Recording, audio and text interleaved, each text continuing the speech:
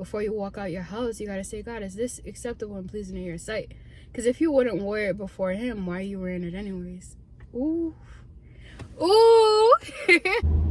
I think one thing like not a lot of people address as being like a Christian woman is the fact like we still want to look cute.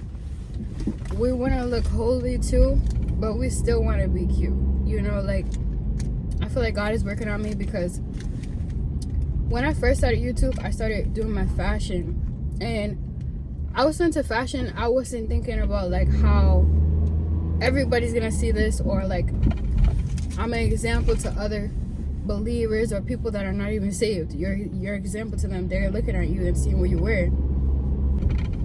Most of the videos that were really bad, I deleted them.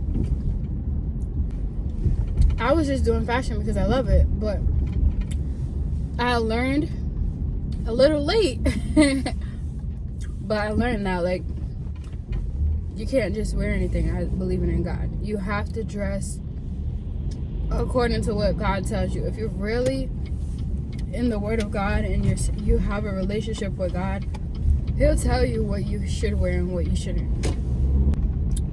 I had a reality check because my dad, I told you guys before, my dad he's a bishop now. So I had a reality check because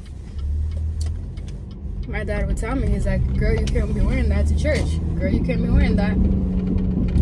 He even told me, he's like, the makeup that you're wearing is a little much. And it's not like he was being like rude about it, but are we going to church to look at people's clothes and their makeup, or are we going to, hold on guys, God. Are we going to church to look at people's clothes and their makeup, or are we really going to see God and hear from God, or do we want attention? I'd rather not focus on my appearance because that's what all I was focused on, and I'd rather God work on my character.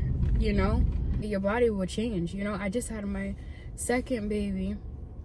My son, he's 1 year old, and before let me just tell you guys this real quick before I'm late for work. But I was so focused on my appearance that when I found out that I was pregnant, I was like, I'm not having this kid. I said, I'm not doing it. I'm not gonna let anybody judge me and tell me I'm not beautiful, that I'm fat, that I'm overweight. And I was like, I just don't want to go through that, you know? So I was like, I'm not having this kid. And then God told me, he's like, do you care about me? Because your body is supposed to be a living sacrifice to me. So is it about you or is it about me? So I said, oh, hold on. So then I was like, all right, cool. I was like, you know what? I have to have this baby regardless. And basically what God did is like, the pregnancy was great, even though I thought it was going to be terrible through the experiences that I went through before. It was great. Even without some of the stuff that I thought I needed to survive a pregnancy, I didn't get. But guess what?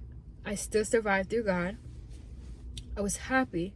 I felt so at peace. I felt so secure. I felt so happy to have my baby, you know? So being pregnant, it didn't end up to be the worst. It was actually the best. And my son, oof, I love him.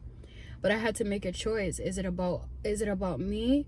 Is it about my parents, or is it about God? And is God getting the glory out of what I'm wearing? Is God getting the glory out of my body, or is it about me? You know? And I had worked really hard. I worked out for like, because I got married, and I worked out for like, how long? Maybe like a year and a half straight just to get pregnant. Are you serious? Do I regret it? No. But it says in the Bible, present your body a living sacrifice, holy and acceptable and pleasing unto God. So that's what I had to do, and we got to do that daily. Before you walk out your house, you got to say, God, is this acceptable and pleasing in your sight? Because if you wouldn't wear it before him, why are you wearing it anyways? Ooh. Maybe we got to change our outfits, guys.